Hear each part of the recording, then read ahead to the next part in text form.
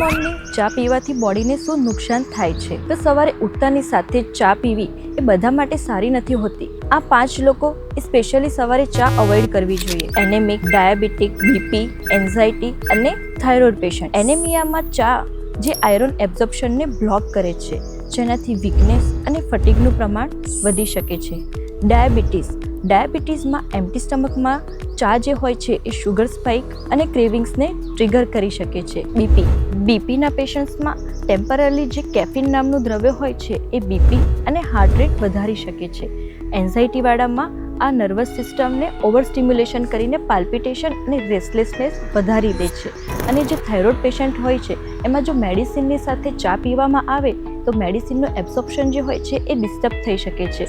આનો મતલબ ચા હંમેશા માટે બંધ નથી, પરંતુ જો ટાઈમિંગ ખોટો હોય તો ચા પણ પ્રોબ્લેમ કરી શકે છે.